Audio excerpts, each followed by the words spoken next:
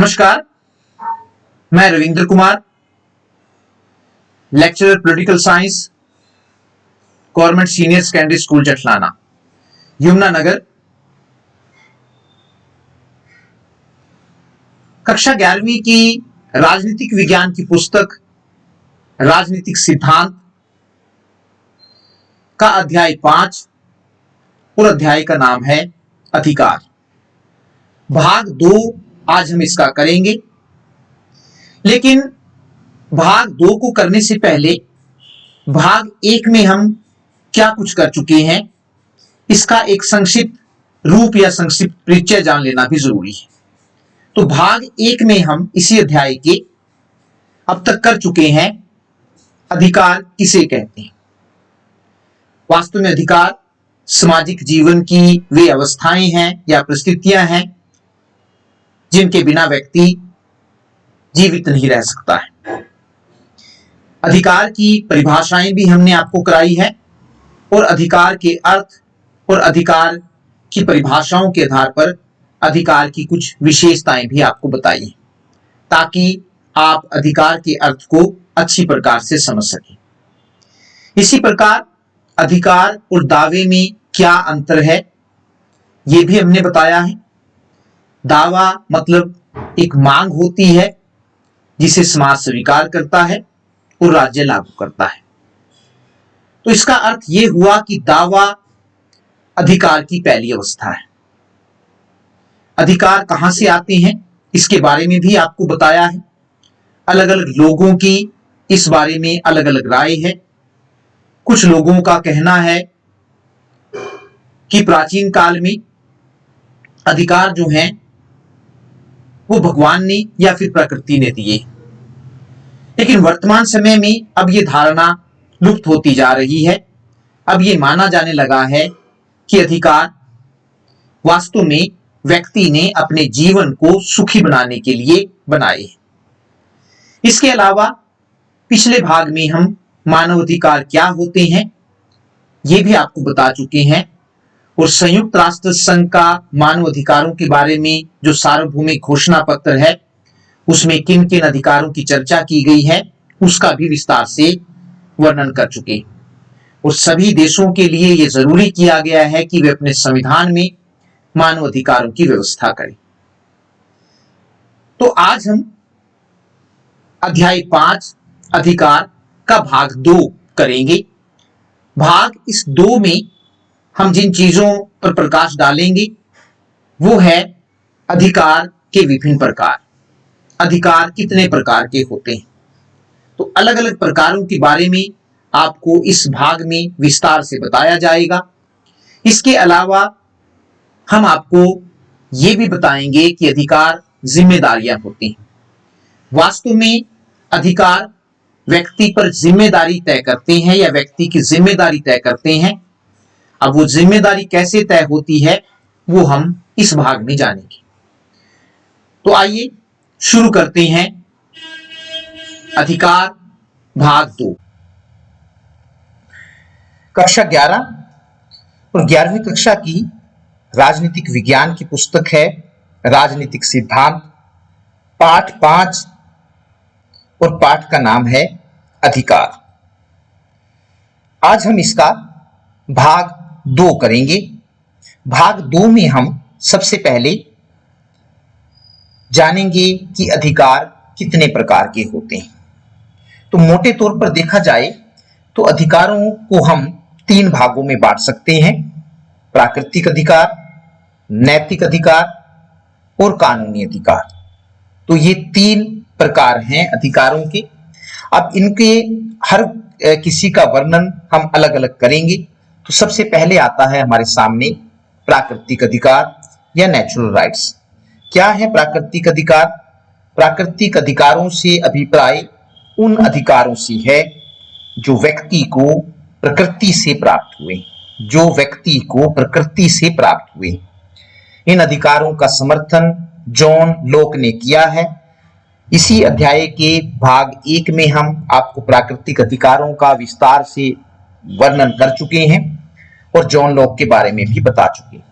उनका कहना है कि जब राज्य का निर्माण नहीं हुआ था और व्यक्ति प्राकृतिक अवस्था में रहता था, जंगलों में रहता था, तो प्रकृति ने उसे कुछ अधिकार दिए हुए थे। इनकी संख्या जॉन लोक ने 3 बताई है। तो 3 प्राकृतिक अधिकार कौन कौन से हैं? ये जॉन लोक है 3 नेचुरल राइट्स उन्होंने दिए हैं ये, और वो 3 प्राकृतिक अधिकार हैं जीवन का अधिकार, संपत्ति का अधिकार और तीसरा है स्वतंत्रता का अधिकार। तो ये जॉन लोक ने ये 3 प्राकृतिक अधिकार बताए हैं जो व्यक्ति को प्रकृति ने दिए हैं जब वो प्राकृतिक अवस्था में रहता है था। जॉन लोक का कहना था कि ये अधिकार मानव को जन्म से ही प्रकृति द्वारा दिए गए, अर्थात इन अधिकारों को देने वाला कोई राज्य या सरकार नहीं है, इसलिए कोई भी व्यक्ति या शासक राजा उन्हें हमसे नहीं छीन सकता है, क्योंकि राजा ने ये अधिकार व्यक्ति को नहीं दिए हैं बल्कि भगवान ने या फिर प्रकृति ने दिए हैं, इसलिए कोई भी राजा इन अधिकारों को व्यक्ति से नहीं छीन सकता है। उनका कहना था कि मनुष्य के अन्य सभी अधिकार जितने भी वास्तव में बाद में अधिकार बने वह इन 3 बुनियादी अधिकारों से ही निकले। हम इन अधिकारों का दावा करें या ना करें, मतलब मांगे या ना मांगे, लेकिन व्यक्ति होने के नाते हमें ये अधिकार मिलने ही चाहिए। दूसरा हमारे पास जो वर्गीकरण आता है अधिकारों का वो है नैतिक अधिकार, मोरल राइट्स। क्या है मोरल राइट्स? नैतिक अधिकार वे अधिकार होते हैं जो व्यक्ति की नैतिक भावना पर आधारित, जो आपकी अंतरात्मा पर आधारित होते हैं। कई बार आपकी आत्मा मानती है तो आप इन अधिकारों का पालन करते हैं, या आगे आपको बताया जाएगा। तो जो व्यक्ति की नैतिक भावना पर आधारित होते हैं, इन अधिकारों के पीछे कानून की शक्ति नहीं होती है, इसलिए यदि कोई व्यक्ति इन अधिकारों का उल्लंघन करे तो उसे इसके लिए सजा नहीं दी जा सकती है। इसमें इन अधिकारों की एक विशेषता यही है कि ये व्यक्ति की नैतिक भावना पर आधारित होते हैं। यदि कोई व्यक्ति इनका पालन करे तब भी ठीक है, और यदि कोई व्यक्ति इनका पालन ना करे तो किसी कानून के द्वारा उसको कोई सजा नहीं दी जा सकती है। उदाहरण के लिए माँ बाप को यह नैतिक अधिकार प्राप्त है कि जब वे बूढ़े हो जाएं तो अपने बच्चों से अपनी सेवा करवाएं। तो ये एक नैतिक अधिकार माँ बाप को मिला हुआ है। लेकिन यदि उनके नालायक बच्चे, क्योंकि ऐसे बच्चों को नालायक ही कहा जाएगा कि जिस माँ बाप ने पाल पोस कर उनको इतना बड़ा किया, काबिल बनाया, और उसके बाद जब बुढ़ापे में माँ बाप को बच्चों के सहारे की जरूरत पड़े और वे उनकी सहायता न करें, तो ऐसे बच्चों को नालायक बच्चे कहा जाए। तो यदि उनके नालायक बच्चे उनकी सेवा न करें तो इसके लिए वे किसी अदालत में नहीं जा सकते हैं। कोई कोर्ट नहीं बना है जो माँ बाप को उसका हक ये कह सके कि बच्चे उनकी सेवा करें। तो इसी प्रकार ये हमारी नैतिक भावना पर आधारित होते हैं कि अपने माँ बाप की सेवा करें। चित्र में दिखाया गया है कि माता पिता के बूढ़ा होने पर उनकी देखभाल करना बच्चों का दायित्व है, इसलिए अपनी जिम्मेदारी से मुंह ना मोड़े। जब उनको जरूरत पड़े सहारे की तो उनका सहारा दिया जाना चाहिए। और तीसरा हमारे पास अधिकारों के प्रकार का आता है कानूनी अधिकार या लीगल राइट्स। क्या होते हैं कानूनी अधिकार? कानूनी अधिकार वे अधिकार होते हैं जिनके पीछे कानून की शक्ति होती है, इसलिए यदि कोई व्यक्ति इन अधिकारों का उल्लंघन करे तो उसे इसके लिए सजा दी जा सकती है। नैतिक अधिकार और कानूनी अधिकारों में फर्क यही है कि नैतिक अधिकारों के पीछे कानून की शक्ति नहीं होती, इसलिए यदि कोई व्यक्ति उनका पालन नहीं करता तो उसको सजा नहीं दी जा सकती। लेकिन कानूनी अधिकारों के पीछे कानून की शक्ति होती है, इसलिए इनका पालन करना जरूरी होता है, और यदि कोई व्यक्ति इन अधिकारों का उल्लंघन करता है तो उसे कानून के अनुसार सजा दी जा सकती है। कानूनी अधिकार आगे कई प्रकार के होते हैं। कौन कौन से कानूनी अधिकार आगे कई भागों में बटे हुए हैं, और वे भाग हैं, पहला आता उसमें मौलिक अधिकार, दूसरा सामाजिक अधिकार या फिर नागरिक अधिकार, तीसरा राजनीतिक अधिकार, और चौथे हैं आर्थिक अधिकार। तो इस प्रकार से हम कानूनी अधिकारों को आगे 4 भागों में बांट सकते हैं। तो इसमें सबसे पहला है मौलिक अधिकार, जिनको हम फंडामेंटल राइट्स कहते हैं। क्या होते हैं मौलिक अधिकार? मौलिक अधिकार वे अधिकार होते हैं जिनका वर्णन देश के संविधान में होता है। हर देश ने अपने संविधान द्वारा नागरिकों को कुछ अधिकार या मौलिक अधिकार प्रदान किए हुए हैं और उनका वर्णन संविधान में किया गया है। भारत के संविधान द्वारा भी नागरिकों को कुछ ऐसे ही मौलिक अधिकार दिए गए। प्रश्न पैदा होता है कि मौलिक अधिकारों को मौलिक क्यों कहते हैं? अधिकार से काम चल रहा था तो इनके आगे मौलिक शब्द क्यों लगाया गया? मौलिक अधिकारों को मौलिक इसलिए कहा जाता है क्योंकि ये अधिकार नागरिकों के लिए जरूरी होते हैं। जैसे आपकी मौलिक आवश्यकताएं होती हैं, 3 मौलिक आवश्यकताएं हैं, रोटी, कपड़ा और मकान। तो इनको मौलिक इसलिए कहते हैं कि क्योंकि यदि ये आवश्यकताएं आपकी पूरी ना हो तो आपका जीवन नष्ट हो सकता है। इसी प्रकार कुछ अधिकार भी इतने जरूरी होते हैं कि यदि वे अधिकार नागरिकों को न दिए जाएं तो उनका जीवन नरक के समान बन सकता है, क्योंकि हम पहले ही जान चुके हैं कि अधिकार वास्तव में सामाजिक सुविधाएं हैं जिनके बिना व्यक्ति सुखमय जीवन नहीं जी सकता है। तो कुछ ऐसी सुविधाएं हैं ये, अगर ये व्यक्ति को ना मिले तो व्यक्ति का जीवन नरक के समान बन जाएगा। भारत के संविधान द्वारा नागरिकों को 6 मौलिक अधिकार दिए गए हैं, याद रखने आपने, जिनका वर्णन भारत के संविधान के भाग 3 में धारा 12 से लेकर 35 तक किया गया है। ये भी अंडरलाइन करने वाली बात है कि संविधान के भाग 3 में धारा 12 से लेकर 35 तक नागरिकों को 6 मौलिक अधिकार दिए गए हैं और वो 6 मौलिक अधिकार आपको दिखाए गए हैं चित्र में। आगे इनको बताया गया है। 6 मौलिक अधिकार हैं: समानता का अधिकार, स्वतंत्रता का अधिकार, शोषण के विरुद्ध अधिकार, धार्मिक स्वतंत्रता का अधिकार, संस्कृति और शिक्षा संबंधी अधिकार, और छठा है संवैधानिक उपचारों का अधिकार। तो ये 6 मौलिक अधिकार भारत के संविधान में सभी नागरिकों को दिए गए हैं।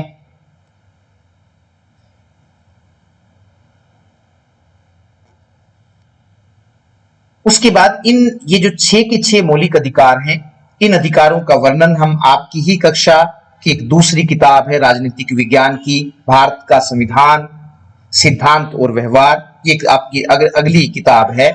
तो इसका अध्याय 2 है, उसमें भारतीय संविधान में अधिकार। तो इस अध्याय 2 में मौलिक अधिकारों का विस्तार से वर्णन किया गया है, तो उस अध्याय में हम इनको विस्तार से बताएंगे। दूसरा आता है सामाजिक अधिकार या नागरिक अधिकार। सामाजिक अधिकार या नागरिक अधिकार, सोशल और सिविल राइट्स क्या होती हैं ये? सामाजिक अधिकार वे अधिकार होते हैं जो लोगों के सर्वांगीण विकास के लिए जरूरी होते। व्यक्ति के एक पक्ष का विकास नहीं होना चाहिए बल्कि उसका बहुमुखी विकास होना चाहिए, तो उसको कहते हैं सर्वांगीण विकास। तो सामाजिक अधिकार वे अधिकार हैं जो लोगों के सर्वांगीण विकास के लिए जरूरी होते हैं। ये अधिकार नागरिकों और विदेशी दोनों को प्राप्त होते हैं। इन अधिकारों की एक विशेषता ये है कि इन अधिकारों को देते समय नागरिकों और विदेशी में भेदभाव नहीं किया जा सकता है। कुछ सामाजिक अधिकार इस प्रकार हैं। उसमें पहला है जीवन का अधिकार। इस अधिकार का अर्थ यह है कि कोई व्यक्ति किसी दूसरे व्यक्ति पर आक्रमण करके उसके जीवन का अंत नहीं कर सकता है। जीवन का है, किसी भी तरह से व्यक्ति के जीवन को छीना नहीं जाना चाहिए। तो इस अधिकार का अर्थ यह है कि कोई व्यक्ति किसी दूसरे व्यक्ति पर आक्रमण करके उसके जीवन का अंत नहीं कर सकता है, और यदि कोई व्यक्ति किसी के प्राण ले ले तो कानून उस व्यक्ति को उचित दंड देगा। तो किसी भी तरह से व्यक्ति के जीवन को या किसी दूसरे व्यक्ति को किसी व्यक्ति के जीवन को छीनने का अधिकार नहीं। इसी में ही सामाजिक अधिकार में दूसरा अधिकार आता है समानता का अधिकार। समानता के अधिकार का अर्थ यह है कि लोगों के साथ धर्म, जाति, भाषा, लिंग के आधार पर कोई भेदभाव नहीं किया जाएगा। सभी लोगों को अपना विकास करने के समान अवसर दिए जाएंगे। चित्र दिखाया गया है राइट टू इक्वालिटी। तो सभी स्त्री पुरुष के बारे में बताया गया है। कि लिंग के आधार पर भेदभाव नहीं होना चाहिए, सभी को अपना विकास करने के समान अवसर मिलने चाहिए। तीसरा सामाजिक अधिकार है स्वतंत्रता का अधिकार। आज के लोकतंत्र के युग में स्वतंत्रता का अधिकार एक मौलिक अधिकार है। इसके बिना व्यक्ति के व्यक्तित्व का विकास नहीं हो सकता है। स्वतंत्रता का अधिकार वास्तव में एक अधिकार नहीं है, बल्कि इसमें अनेक प्रकार की स्वतंत्रताएं मिली हुई हैं। जैसे कौन कौन सी हैं वो स्वतंत्रताएं? विचार प्रकट करने की स्वतंत्रता, धार्मिक स्वतंत्रता, संघ बनाने की स्वतंत्रता, निवास करने की स्वतंत्रता, देश में आप कहीं भी अपना निवास बना सकते हैं, व्यवसाय का चुनाव करने की स्वतंत्रता। तो आपको पूरी आजादी है कि आप अपनी इच्छा से किसी भी प्रकार का काम धंधा शुरू कर सकते हैं। तो ये स्वतंत्रता के अधिकार में आपको स्वतंत्रताएं दी गई हैं।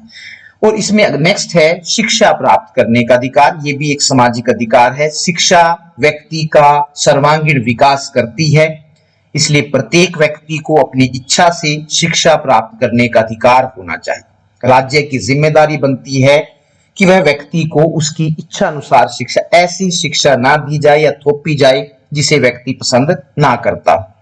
इसके अलावा और भी सामाजिक अधिकार हैं, जैसे न्याय प्राप्त करने का अधिकार। अगर किसी व्यक्ति के साथ अन्याय हुआ है तो उसको ये अधिकार दिया जाना चाहिए ताकि वो न्याय प्राप्त कर सके।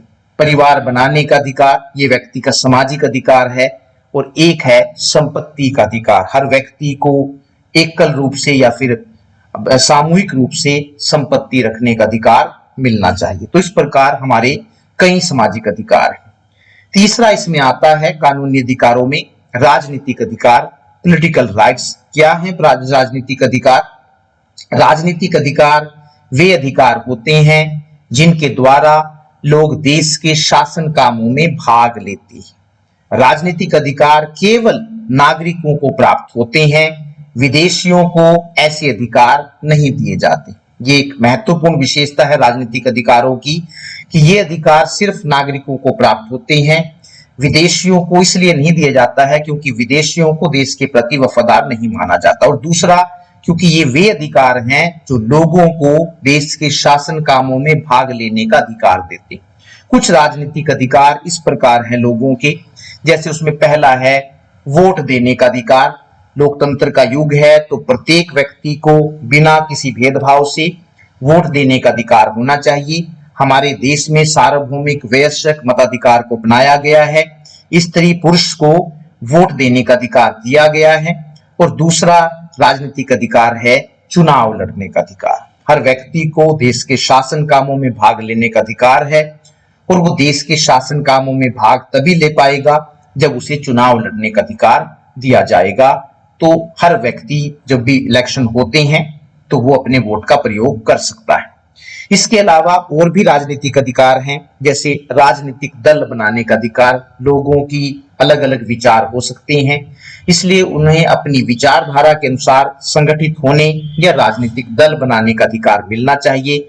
सरकार की आलोचना या विरोध करने का अधिकार, हालांकि ये वैधानिक अधिकार नहीं है, लेकिन यदि सरकार गलत काम कर रही है या किसी व्यक्ति को लगता है तो उसे सरकार उन कामों की आलोचना करने का अधिकार व्यक्ति को होना चाहिए। प्रार्थना पत्र देने का अधिकार, ये भी आपका राजनीतिक अधिकार है कि आप सरकार से प्रार्थना पत्र के द्वारा कोई भी मांग कर सकते हैं। और चौथा है आर्थिक अधिकार, इकोनॉमिक राइट्स। आर्थिक अधिकार क्या है? आर्थिक अधिकार वे अधिकार होते हैं जो लोगों के आर्थिक विकास के लिए जरूरी होते हैं। अर्थात इन अधिकारों के द्वारा व्यक्ति अपनी आर्थिक स्थिति को अच्छा कर सकता है। अगर ये अधिकार ना दिए जाएं तो व्यक्ति अपनी गरीबी दूर नहीं कर सकता है। तो इन अधिकारों के द्वारा व्यक्ति अपनी आर्थिक स्थिति को अच्छा कर सकता है। कुछ आर्थिक अधिकार आगे दिए गए हैं, उसमें पहला आता है काम प्राप्त करने का अधिकार। इसका अर्थ यह है कि प्रत्येक व्यक्ति को उसकी योग्यता के अनुसार काम देना राज्य या सरकार का दायित्व है। क्योंकि व्यक्ति काम करने के लिए ही पैदा हुआ है, तो प्रत्येक व्यक्ति को उसकी योग्यता के अनुसार काम देना राज्य या सरकार का दायित्व है। और जब तक राज्य उस व्यक्ति को कोई काम नहीं देता तब तक वह उसे जीवन निर्वाह के लिए बेरोजगारी भत्ता दे।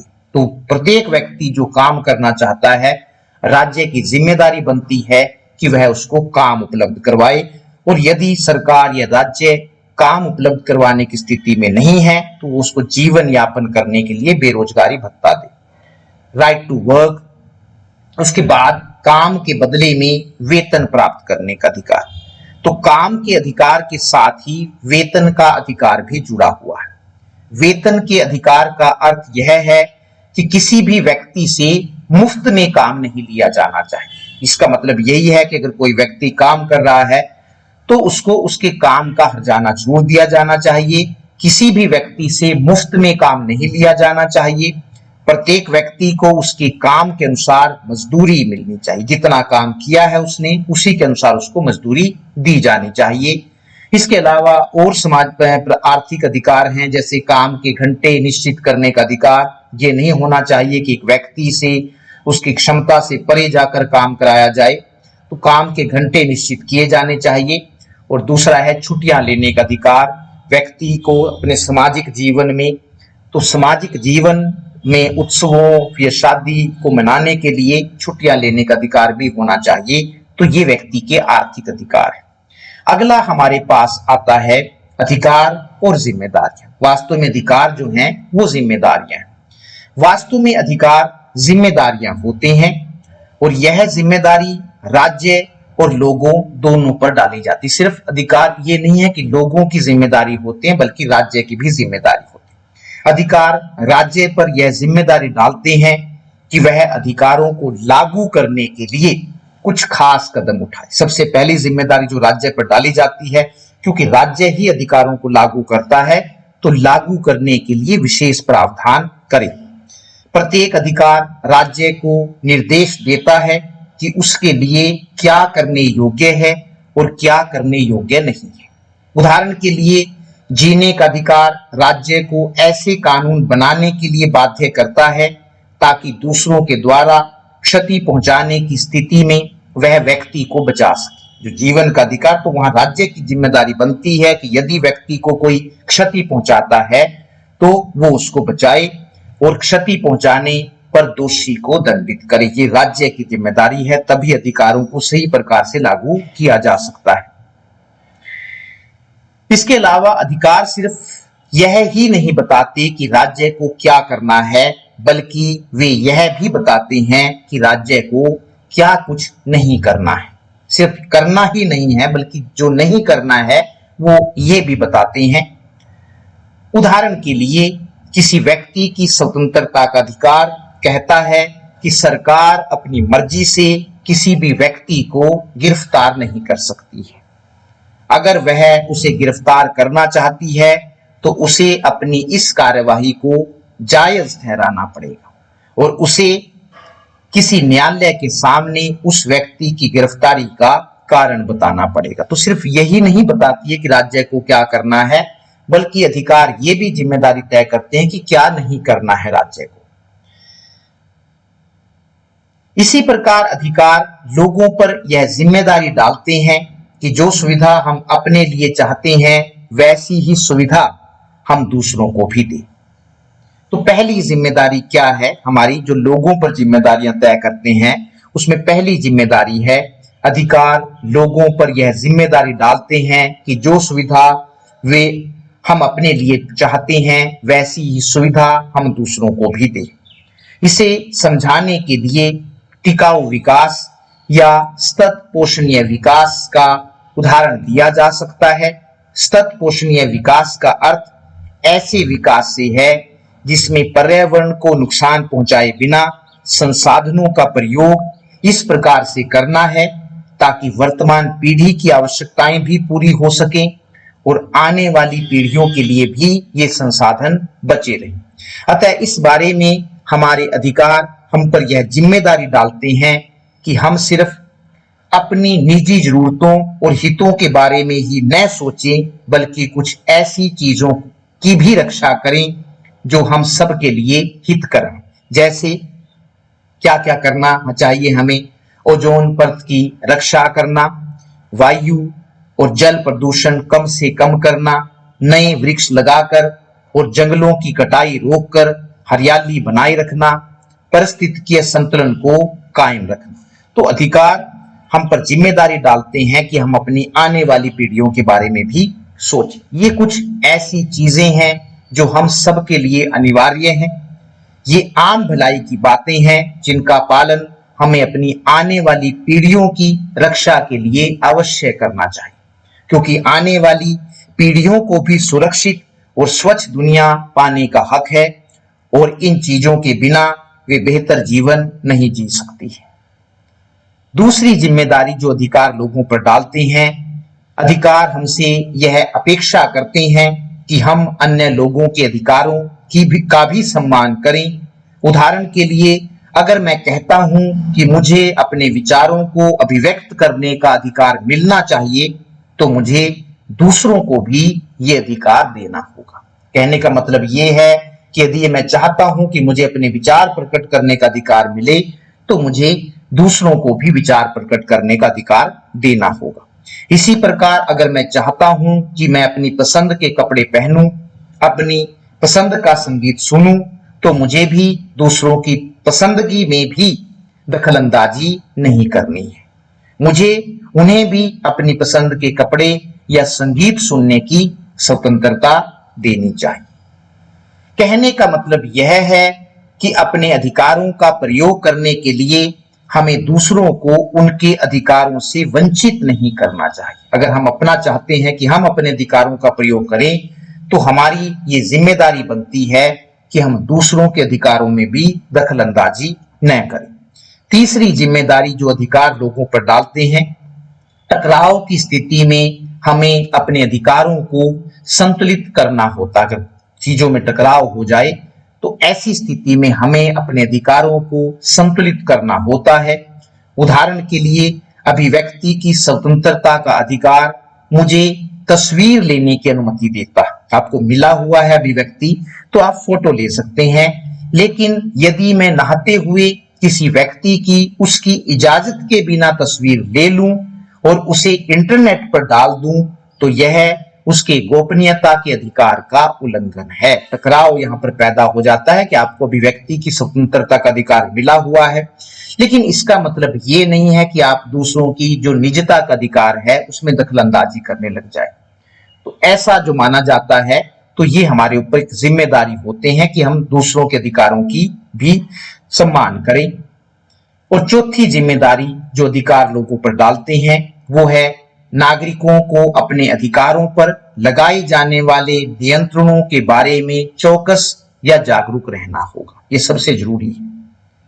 अपने अधिकारों पर लगाए, जो सरकार द्वारा जो लोगों के अधिकारों पर प्रतिबंध लगाए जाते हैं या नियंत्रण लगाए जाते हैं, उनके प्रति जागरूक रहना बहुत जरूरी है। आजकल जिस विषय पर सबसे ज्यादा चर्चा हो रही है वह है अधिकारों पर बढ़ते प्रतिबंध। हर सरकार जो लोगों को अधिकार दिए गए हैं उन पर प्रतिबंध लगाने के लिए उतारू है। देखने में आया है कि सरकारें राष्ट्रीय सुरक्षा के नाम पर लोगों की नागरिक स्वतंत्रताओं पर कई प्रकार के प्रतिबंध लगा रही हैं, लेकिन सुरक्षा के लिए आवश्यक मानकर थोपे गए ये प्रतिबंध लोगों के अधिकारों के लिए खतरा बनते जा रहे हैं। हालांकि सरकार का एक बहुत बढ़िया सा बहाना होता है कि ये राष्ट्रीय सुरक्षा के लिए, लेकिन जिस प्रकार से लोगों के अधिकारों पर प्रतिबंध लगाए जा रहे हैं, उससे लोगों के जो अधिकार हैं वो छीनने का खतरा पैदा हो गया। आज किसी को भी संदेह के आधार पर गिरफ्तार करने की प्रवृत्ति बढ़ती जा रही है। ये सभी सरकारों में, सभी देशों में आम बात हो गई है कि आपके ऊपर यदि जरा सा भी संदेह है तो सरकार आपको गिरफ्तार कर सकती है, जो व्यक्ति के अधिकार का उल्लंघन है। ऐसे में यह प्रश्न पैदा होता है कि क्या सरकार को महज संदेह के आधार पर किसी को भी गिरफ्तार करने की अनुमति मिलनी चाहिए? क्या सरकार को लोगों के फोन टेप करने की छूट दी जा सकती है? यह भी एक ज्वलंत आजकल विषय है कि अगर हर सरकार लोगों के जो भी उनको लगता है कि ये उसके लिए खतरा पैदा हो सकते हैं, फोन टेप करना शुरू कर देती है। क्या सच कबूल करवाने के लिए पुलिस को यातना का सहारा लेने दिया जाना चाहिए? ये भी पुलिस थानों में एक आम बात हो गई है कि सच जो नहीं कई बार होता है तो लोगों पुलिस की समझ में नहीं आता है तो उसको जबरदस्ती यातना दी जाती है और जबरदस्ती सच कबूल करवाया जाता है। तो क्या सच कबूल करवाने के लिए पुलिस को यातना का सहारा लेने दिया जाना चाहिए? ये कुछ ऐसी परिस्थितियां हैं जो सरकार की ईमानदारी पर सवाल खड़ा करती हैं। नागरिक स्वतंत्रता का आसानी से दुरुपयोग किया जा सकता है। सरकारें निरंकुश हो सकती हैं, मनमानी कर सकती हैं और वे अपने इन उद्देश्यों को भूल सकती हैं जिसके लिए सरकारें बनती हैं। और वो उद्देश्य क्या है? लोगों का कल्याण करना। तो इसलिए वो मनमानी करने पर उतर जाती हैं। इसलिए हमें अपने और दूसरों के अधिकारों की रक्षा करने में चौकस रहने की जरूरत है, क्योंकि ये अधिकार ही लोकतांत्रिक समाज की बुनियाद का निर्माण करते हैं। अधिकार ही हैं जो व्यक्ति के जीवन को सुखी बनाते हैं। और यदि सरकार अधिकारों पर नियंत्रण लगाएगी आने वाले समय में, तो लोगों के लिए जो सुखमय जीवन है, कल्याणकारी जीवन है, उसको जीना मुश्किल हो जाएगा। इसलिए लोगों को अपने अधिकारों के प्रति या जो उस पर प्रतिबंध लगाए जाते हैं उनके प्रति जागरूक रहने की जरूरत है। धन्यवाद। नमस्कार।